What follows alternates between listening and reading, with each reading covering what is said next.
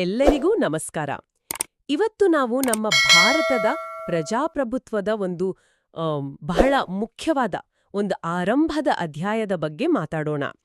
ಅದು 1951-52ರಲ್ಲಿ ನಡೆದ ನಮ್ಮ ದೇಶದ ಮೊತ್ತಮೊದಲ ಸಾರ್ವತ್ರಿಕ ಚುನಾವಣೆ. ಹೌದು, ಭಾರತದ ಇತಿಹಾಸದಲ್ಲಿ ಇದೊಂದು ಮೈಲಿಗಲ್ಲು ಅಂತಾನೆ ಹೇಳಬಹುದು. ನಮ್ಮ ಹತ್ರ ಇರೋ ಕೆಲವು ದಾಖಲೆಗಳು, ಆಧಾರಗಳ ಮೇಲೆ ಈ ದೊಡ್ಡ ಚುನಾವಣೆಯ ಕೆಲವು ರೋಚಕ ಸಂಗತಿಗಳು, ಅದರ ಹಿಂದಿದ್ದ ಸವಾಲುಗಳು, ಮತ್ತೆ ಅದು ಹೇಗೆ ನಮ್ಮ ಪ್ರಜಾಪ್ರಭುತ್ವಕ್ಕೆ ಅಡಿಪಾಯ ಹಾಕ್ತು ಅನ್ನೋದನ್ನ ಸ್ವಲ್ಪ ಆಳವಾಗಿ ನೋಡೋಣ. ಖಂಡಿತ.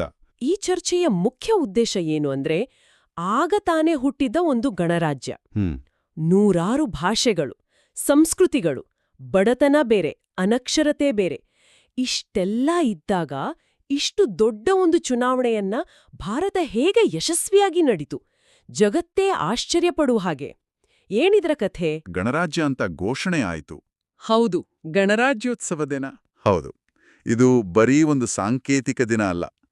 ಇದು ಬ್ರಿಟಿಷರ ಆಡಳಿತದಿಂದ ಪೂರ್ತಿ ಹೊರಗಡೆ ಬಂದು ನಮ್ಮದೇ ಕಾನೂನು, ನಮ್ಮದೇ ಸಂವಿಧಾನದ ಅಡಿಯಲ್ಲಿ ಜನರೇ ಪ್ರಭುಗಳು ಅನ್ನೋ ತತ್ವದ ಮೇಲೆ ದೇಶ ಕಟ್ಟೋಕೆ ಶುರು ಮಾಡಿದ ದಿನ. ಓಕೆ. ಸೊ ಈ ಹೊಸ ಸಂವಿಧಾನವೇ ಈ ಮೊದಲ ಚುನಾವಣೆಗೆ ಬೇಕಾದ ಕಾನೂನಿನ ಬಲವನ್ನ ಮತ್ತೆ ಒಂದು ನೈತಿಕ ಬಲವನ್ನ ಕೊಟ್ಟಿದ್ದು. ಸಂವಿಧಾನ ಬಂದ ಮೇಲೆ ಜನರೇ ತಮ್ಮ ಪ್ರತಿನಿಧಿಗಳನ್ನ ನೇರವಾಗಿ ಆರಿಸೋ ಸಮಯ ಬಂತು. ಸರಿ, ಈ ಚುನಾವಣೆ ನಡೆದಿದ್ದು ಯಾವಾಗ? ಎಷ್ಟು ದೊಡ್ಡ ಮಟ್ಟದಲ್ಲಿ ಇದು ನಡೀತು? ಈ ಚುನಾವಣೆ ಅಕ್ಟೋಬರ್ 1951ನಿಂದ ಶುರುವಾಗಿ ಫೆಬ್ರವರಿ 1952ವರೆಗೂ ನಡೀತು. 4 ತಿಂಗಳ ಕಾಲ. ಹೌದು, ಸುಮಾರು 4 ತಿಂಗಳು. ಯಾಕಿಷ್ಟ ಸಮಯ ಅಂದ್ರೆ ಅದರ ಗಾತ್ರನೇ ಹಾಗಿತ್ತು. ಅದು ಅಂದಿನ ಜಗತ್ತಿನಲ್ಲಿ ನಡೆದ ಅತಿ ದೊಡ್ಡ ಡೆಮೊಕ್ರೆಟಿಕ್ ಎಕ್ಸಸೈಸ್. ನಿಜಕ್ಕೂ ಒಂದು ಸಾಹಸವೇ ಸರಿ. ಅತಿ ದೊಡ್ಡ ಪ್ರಜಾಸತ್ತಾತ್ಮಕ ಪ್ರಕ್ರಿಯೆ ಅಂತ ಹೇಳಿದ್ರಿ.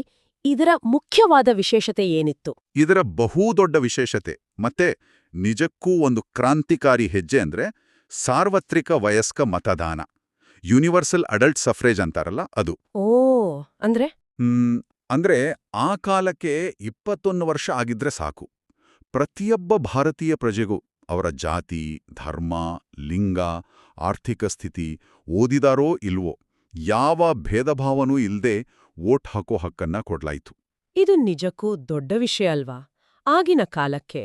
ಖಂಡಿತ ದೊಡ್ಡ ವಿಷಯ. ಯಾಕಂದ್ರೆ ಜಗತ್ತಿನ ಮುಂದುವರೆದಿದೆ ಅಂತ ಹೇಳೋ ಎಷ್ಟೋ ದೇಶಗಳಲ್ಲೂ ಕೂಡ ಎಲ್ಲರಿಗೂ, ವಿಶೇಷವಾಗಿ ಮಹಿಳೆಯರಿಗೆ, ಬಡವರಿಗೆ ಮತದಾನದ ಹಕ್ಕು ಸಿಕ್ಕಿರ್ಲಿಲ್ಲ.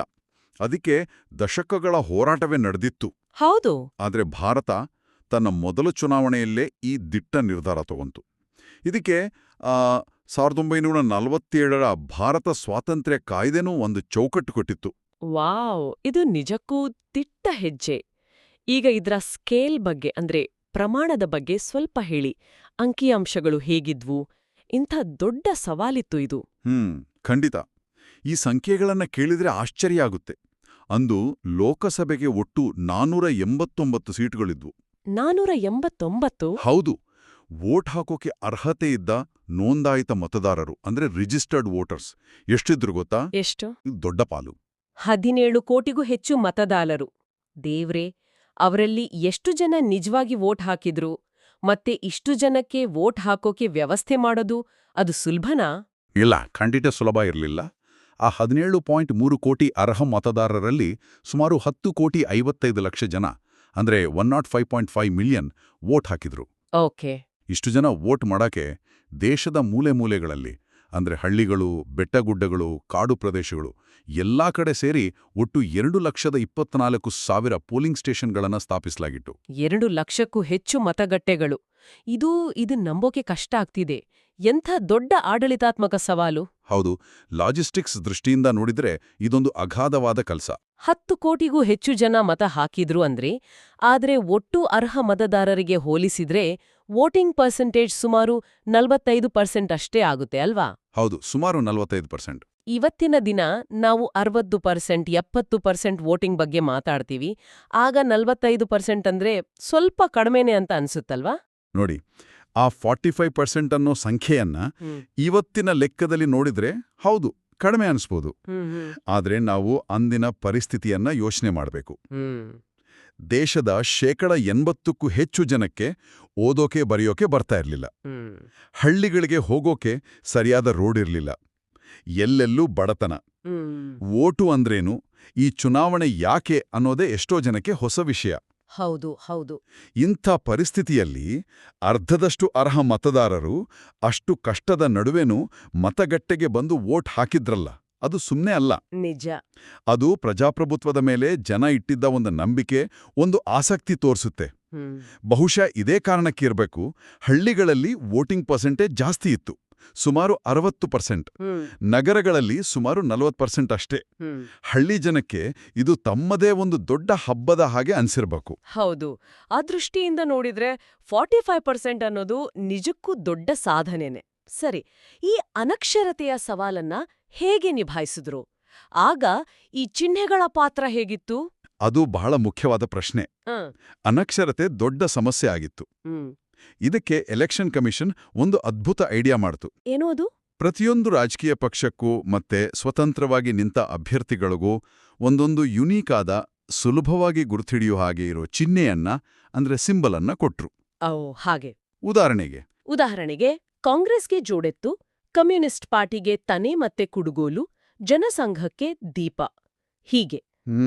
ಇದ್ರಿಂದ ಏನಾಯ್ತು ಅಂದ್ರೆ, ಓದೋಕ್ ಬರ್ದೇ ಇರೋ ಮತದಾರರು ಕೂಡ ತಮಗಿಷ್ಟವಾದ ಪಕ್ಷದ ಅಥವಾ ಅಭ್ಯರ್ಥಿಯ ಚಿಹ್ನೆಯನ್ನ ನೋಡಿ ಗುರ್ತಿಸಿ ಅದಕ್ಕೆ ವೋಟ್ ಹಾಕೋಕೆ ಸುಲಭ ಆಯ್ತು.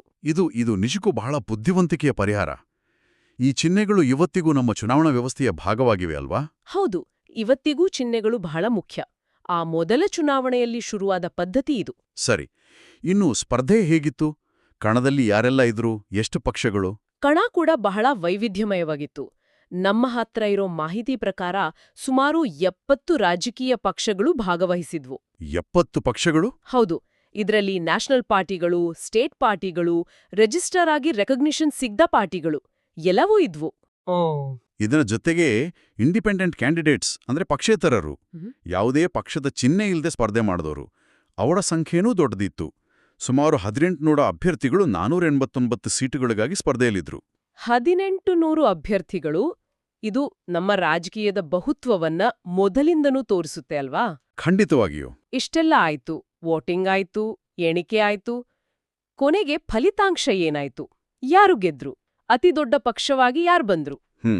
ನಿರೀಕ್ಷೆ ಮಾಡಿದ ಹಾಗೇನೆ ಸ್ವಾತಂತ್ರ್ಯ ಹೋರಾಟದಲ್ಲಿ ಮುಂಚೂಣಿಯಲ್ಲಿದ್ದ ನೆಹರು ಅವರಂಥ ದೊಡ್ಡ ನಾಯಕರಿದ್ದ ಭಾರತೀಯ ರಾಷ್ಟ್ರೀಯ ಕಾಂಗ್ರೆಸ್ ಅಂದ್ರೆ INC ಭರ್ಜರಿ ಗೆಲುವು ಸಾಧಿಸಿತು. ಎಷ್ಟು ಸೀಟುಗಳು ಬಂತು ಕಾಂಗ್ರೆಸ್ಗೆ? ಒಟ್ಟು 489 ಸೀಟುಗಳಲ್ಲಿ ಕಾಂಗ್ರೆಸ್ಸಿಗೆ 364 ಸೀಟುಗಳು ಸಿಕ್ಕಿದು. 364 ಅಂದ್ರೆ ಸುಮಾರು 75% ಸೀಟುಗಳು. ಹೌದು, ಸುಮಾರು 74.5%. ದೊಡ್ಡ ಬಹುಮತ. ಆದ್ರೆ ನೀವು ಹೇಳ್ದಾಗೆ ವೋಟ್ ಹಾಕಿದ್ದು ಒಟ್ಟು 45% ಜನ ಅಲ್ವಾ? ಹಾಗಿದ್ಮೇಲೆ ಕಾಂಗ್ರೆಸ್ಗೆ ಸಿಕ್ಕ ವೋಟ್ ಶೇರ್ ಎಷ್ಟಿತ್ತು? ಇಲ್ದ ಒಂದು ಇಂಟ್ರೆಸ್ಟಿಂಗ್ ವಿಷಯ ಇರೋದು. ಕಾಂಗ್ರೆಸ್ಸಿಗೆ ಸಿಕ್ಕಿದ್ದು ಒಟ್ಟು ಚಲಾವಣೆಯಾದ ಮತಗಳಲ್ಲಿ ಸುಮಾರು 45%. ಕೇವಲ 45% ವೋಟು, ಆದ್ರೆ ಸೀಟುಗಳು ಮಾತ್ರ 75% ಹತ್ರ. ಇದು ಹೇಗೆ ಸಾಧ್ಯ? ಹೌದು, ಇದೇ ನಮ್ಮ ಚುನಾವಣಾ ವ್ಯವಸ್ಥೆಯ ಅಂದ್ರೆ ನಾವು ಅಳವಡಿಸಿಕೊಂಡ first past the post FPTP ಸಿಸ್ಟಮ್ನ ಒಂದು ಪರಿಣಾಮ. FPTP ಅದು ಹೇಗೆ ಕೆಲಸ ಮಾಡುತ್ತೆ? ಸರಳವಾಗಿ ಹೇಳೋದಾದ್ರೆ, ಪ್ರತಿಯೊಂದು ಚುನಾವಣಾ ಕ್ಷೇತ್ರದಲ್ಲಿ ಯಾರು ಬೇರೆ ಎಲ್ಲ ಅಭ್ಯರ್ಥಿಗಳಿಗಿಂತ ಒಂದೇ ಒಂದು ವೋಟು ಹೆಚ್ಚಿಗೆ ತಗೊಳ್ತಾರೋ ಅವರೇ ಗೆದ್ದ ಹಾಗೆ. ಅಂದ್ರೆ 50%ಕ್ಕಿಂತ ಹೆಚ್ಚು ವೋಟು ಬೇಕು ಅಂತೇನಿಲ್ಲ? ಇಲ್ಲ, ಖಂಡಿತ ಇಲ್ಲ. ಯಾರು ಫಸ್ಟ್ ಬರ್ತಾರೋ ಅವರೇ ವಿನ್ನರ್. ಇದರಿಂದ ಏನಾಗುತ್ತೆ ಅಂದ್ರೆ, ಒಂದು ಪಕ್ಷಕ್ಕೆ ಸಿಕ್ಕ ವೋಟುಗಳು ಕೆಲವು ಕ್ಷೇತ್ರಗಳಲ್ಲಿ ಜಾಸ್ತಿ ಬಿದ್ದು ಬೇರೆ ಕಡೆ ಕಡಿಮೆ ಬಿದ್ರೂ ಅವರು ಕಡಿಮೆ ಒಟ್ಟು ವೋಟುಗಳಿಂದಲೂ ಹೆಚ್ಚು ಸೀಟುಗಳನ್ನು ಗೆಲ್ಲಬಹುದು. ಅದೇ ಸಮಯದಲ್ಲಿ ಬೇರೆ ಪಕ್ಷಗಳಿಗೆ ದೇಶಾದ್ಯಂತ ಅಲ್ಲಲ್ಲಿ ವೋಟುಗಳು ಚದುರಿ ಹೋಗಿದ್ರೆ ಅವರಿಗೆ ಒಟ್ಟು ವೋಟ್ ಶೇರ್ ಚೆನ್ನಾಗಿದ್ರೂ ಸೀಟುಗಳು ಮಾತ್ರ ಕಡಿಮೆ ಬರ್ಬೋದು. ಹಾಗಾದ್ರೆ ಒಂದು ಕ್ಷೇತ್ರದಲ್ಲಿ ಗೆದ್ದ ಅಭ್ಯರ್ಥಿಗಿಂತ ಸೋತ ಎಲ್ಲಾ ಅಭ್ಯರ್ಥಿಗಳ ಒಟ್ಟು ವೋಟುಗಳು ಜಾಸ್ತಿನೇ ಇರ್ಬೋದು. ಇದು ಪ್ರಾತಿನಿಧ್ಯದ ಬಗ್ಗೆ ಕೆಲವು ಮುಖ್ಯವಾದ ಪ್ರಶ್ನೆಗಳನ್ನ ಕೇಳುತ್ತೆ ಅಲ್ವಾ? ಖಂಡಿತವಾಗಿಯೂ.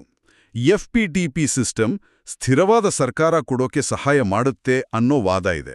ಆದರೆ ಇದು ಚದುರಿದ ಓಟುಗಳನ್ನ ಪಡೆದ ಸಣ್ಣ ಪಕ್ಷಗಳ ಧ್ವನಿಯನ್ನು ಸಂಸತ್ತಿನಲ್ಲಿ ಕಡಿಮೆ ಮಾಡುತ್ತೆ ಅನ್ನೋ ಟೀಕೆನೂ ಮೊದಲಿಂದ ಇದೆ. ಇದು ಇವತ್ತಿಗೂ ಚರ್ಚೆಯಲ್ಲಿರೋ ವಿಷಯ. ಸರಿ, ಕಾಂಗ್ರೆಸ್ನ ಈ ದೊಡ್ಡ ಗೆಲುವಿನ ನಂತರ ಬೇರೆ ಯಾವ ಪಕ್ಷಗಳು ಮುಖ್ಯವಾಗಿ ಗುರುತಿಸಿಕೊಂಡು ವಿರೋಧ ಪಕ್ಷಗಳ ಪರಿಸ್ಥಿತಿ ಹೇಗಿತ್ತು? ಕಾಂಗ್ರೆಸ್ ಬಿಟ್ರೆ ಎರಡನೇ ಅತಿ ದೊಡ್ಡ ಪಕ್ಷವಾಗಿ ಬಂದಿದ್ದು communist party of India CPI. ಅವರಿಗೆ 16 ಸೀಟುಗಳು ಸಿಕ್ಕಿದ್ವು. ಆದರೆ ಅವರ ವೋಟ್ ಶೇರ್ ಕೇವಲ 3.29%.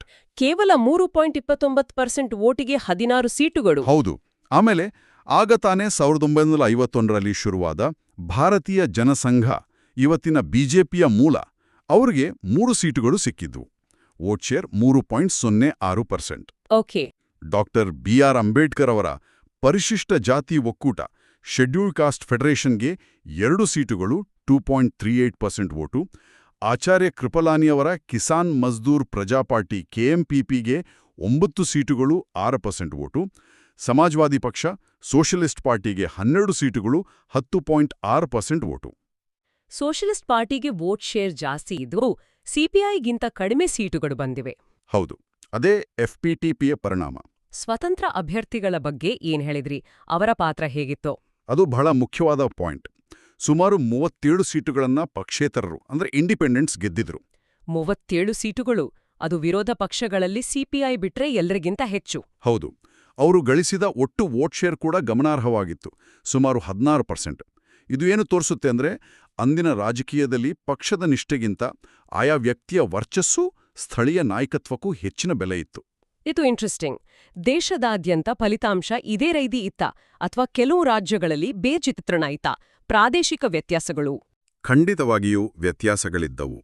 ಉದಾಹರಣೆಗೆ, ದಕ್ಷಿಣ ಭಾರತದ ಕೆಲವು ಭಾಗಗಳಲ್ಲಿ, ಅಂದ್ರೆ ಅಂದಿನ ಹೈದರಾಬಾದ್ ಸಂಸ್ಥಾನ, ತಿರುವಾಂಕೂರ್, ಕೊಚ್ಚಿನ್, ಈಗಿನ ಕೇರಳದ ಭಾಗ, ಮದ್ರಾಸ್ ಪ್ರಾಂತ್ಯ ಮತ್ತು ಪೂರ್ವದಲ್ಲಿ ಪಶ್ಚಿಮ ಬಂಗಾಳದಲ್ಲಿ ಕಮ್ಯುನಿಸ್ಟ್ ಪಕ್ಷ ಸಾಕಷ್ಟು ಪ್ರಬಲವಾಗಿತ್ತು, ಒಳ್ಳೆ ರಿಸಲ್ಟ್ ಮಾಡಿತ್ತು. ಓ, ಹಾಗಾದ್ರೆ ಕಾಂಗ್ರೆಸ್ ಹವಾ ಎಲ್ಲಾ ಕಡೆ ಒಂದೇ ತರ ಇರ್ಲಿಲ್ವಾ? ಇಲ್ಲ, ಇದು ಭಾರತದ ರಾಜಕೀಯ ಚಿಂತನೆಯಲ್ಲಿ ಮೊದಲಿಂದಲೂ ಇದ್ದ ವೈವಿಧ್ಯತೆಯನ್ನ ತೋರಿಸುತ್ತೆ.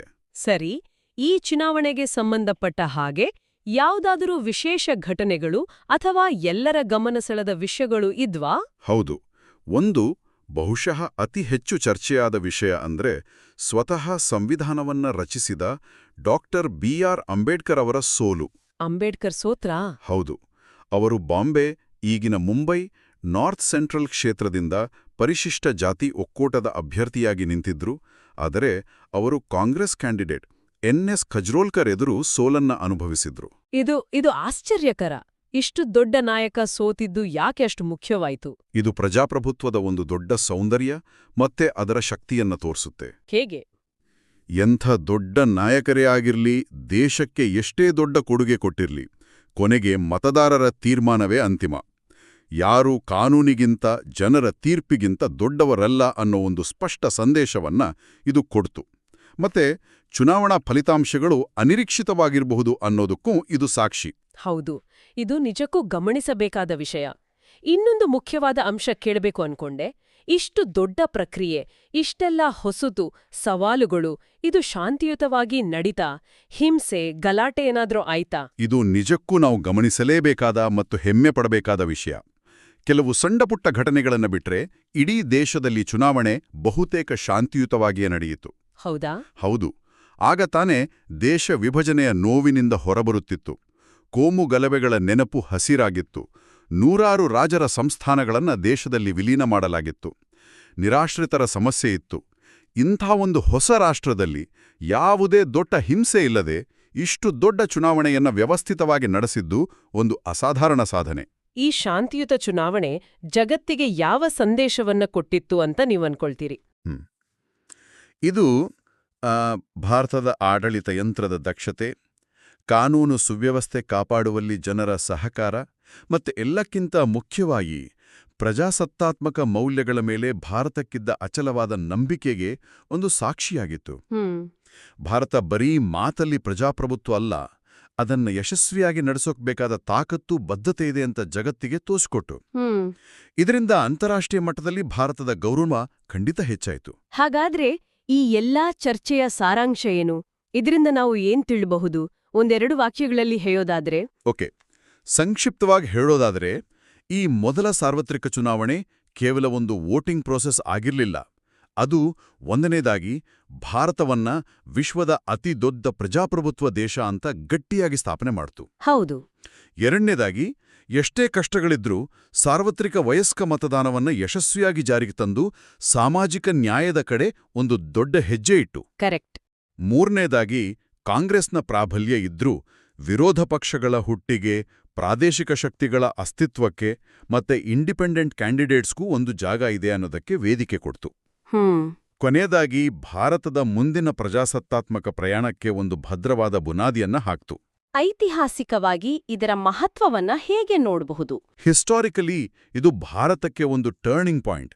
ಯಾಕಂದ್ರೆ ಆಗತಾನೆ ಸ್ವತಂತ್ರವಾದ ಎಷ್ಟೋ ದೇಶಗಳು ಡೆಮಾಕ್ರಸಿಯನ್ನ ಬಿಟ್ಟು ಡಿಕ್ಟೇಟರ್ಶಿಪ್ ಕಡೆ ಹೋಗ್ತಿದ್ವು. ಹೌದು, ಆ ಕಾಲದಲ್ಲಿ ಭಾರತ ಪ್ರಜಾಪ್ರಭುತ್ವದ ದಾರಿಯನ್ನೇ ಆಯ್ಕೆ ಮಾಡಿಕೊಂಡು ಅದನ್ನ ಯಶಸ್ವಿಯಾಗಿ ನಡೆಸೋ ತಾಕತ್ತು ತೋರಿಸಿದ್ದು ಭಾಳ ದೊಡ್ಡ ವಿಷಯ. ಇದು ಥಿಯರಿಟಿಕಲಿ ಪ್ರತಿಯೊಬ್ಬ ವಯಸ್ಕ ಪ್ರಜೆಗೂ, ಅವರ ಹಿನ್ನೆಲೆ ಏನೇ ಇರಲಿ, ದೇಶದ ಭವಿಷ್ಯ ನಿರ್ಧಾರ ಮಾಡೋದಲ್ಲಿ ಒಂದು ಸಮಾನ ಅವಕಾಶ ಕೊಡ್ತು. ಇದು ನಮ್ಮ ಆಧುನಿಕ ಇತಿಹಾಸದ ಒಂದು ಗೋಲ್ಡನ್ ಚಾಪ್ಟರ್. ಖಂಡಿತ. ಕೊನೆಯದಾಗಿ ನಮ್ಮ ಕೇಳುಗರು ಸ್ವಲ್ಪ ಯೋಚನೆ ಮಾಡೋಕೆ ಒಂದು ಪ್ರಶ್ನೆಯನ್ನ ನಾನಿಲ್ಲಿ ಪ್ರಸ್ತಾಪ ಮಾಡ್ತೀನಿ.